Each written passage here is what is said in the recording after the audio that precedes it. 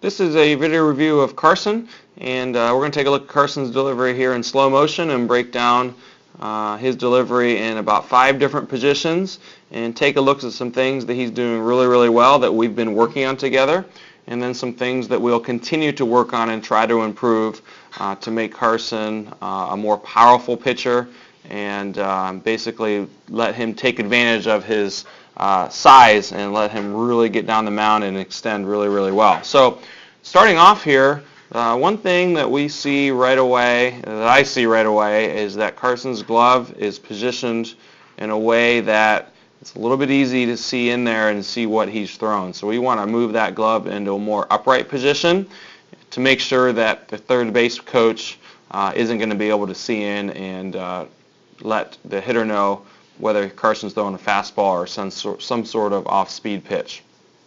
So let's get this started here, and we're going to slow this down at a 1/8 speed, and we're going to kind of stop Carson at his balance point. So wherever his knee gets into the peak position, we're going to stop that, which is right about here.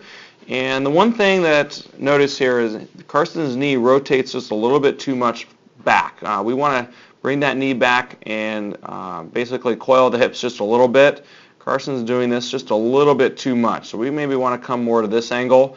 This is a good thing to coil the hips, and I like this, but we just want to tone it down so that Carson's front shoulder isn't being pulled in along with the hip. So whenever we rotate the hip inward and or we rotate the knee inward and lead with that hip, we want to disconnect that from the shoulders. We don't want the shoulders to get pulled along with it. So by going back a little bit too far, it kind of pulls those shoulders. And notice where Carson's eyes are. What we want to do is once we lift up our front foot, we want to have our eyes and our head locked onto that target. And right now he's looking away from that target. So he's going to be picking up that target really late. And this tendency right here makes it easy to throw across your body, and basically that ball would slide away on you, and that would be something that would just happen at this point. So if we were able to straighten Carson up just a little bit, that would help him be more behind the ball as he's coming through his delivery. So we also want to work on getting that knee maybe just a little bit higher. The one thing I do like, though, that's really important is Carson is getting some angle to his drive leg. So he's going to be creating a lot of forward momentum early in the delivery, and that's a really important thing to do.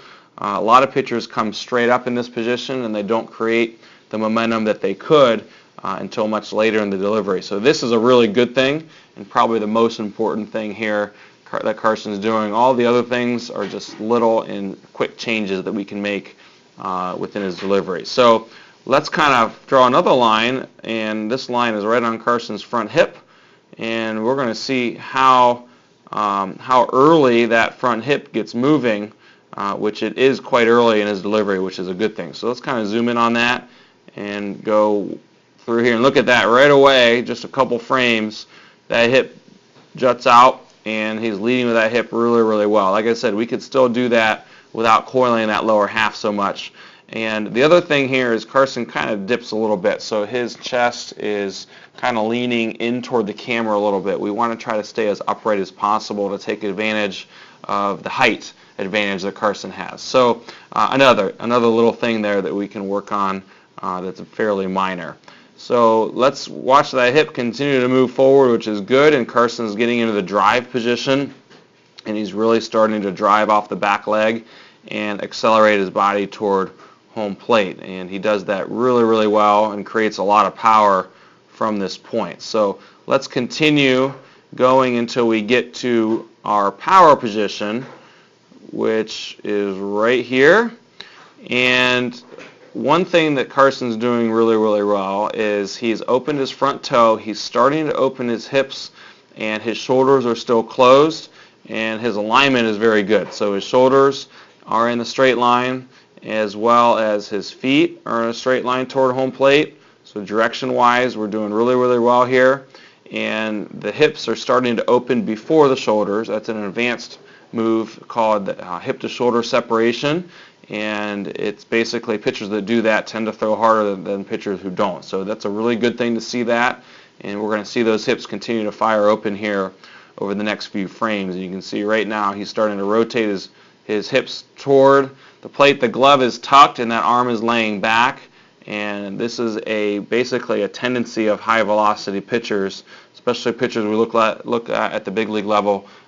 Pitchers that are doing this are pitchers like Justin Verlander, and those guys have 100-mile-an-hour fastball. So that'd be nice if we get Carson there eventually, because at this point he is doing what it takes to develop a very, very good and powerful fastball by separating those hips, laying that arm back here in that position, and rotating the shoulders in this order. So we're going to see, now look at that, see his elbow and his hand.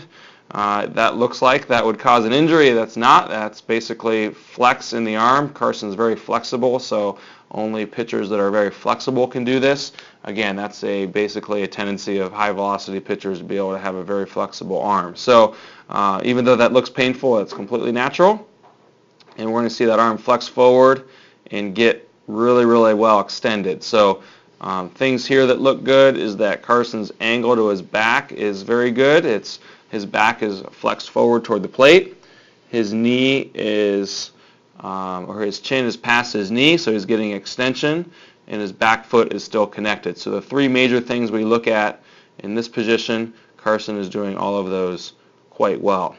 As we continue and we see the arm finish, his arm kind of cuts across his body a little bit. If we zoom in on that, we get to release point. And we said earlier that getting coiled up in that position can lead to throwing across the body. And we can see that at this point you see Carson's palm. That's called a pronation. That's completely normal. All pitchers do that. Interesting to see that with the high-speed video. And what we should see is that the arm continue to kind of go down past his knee.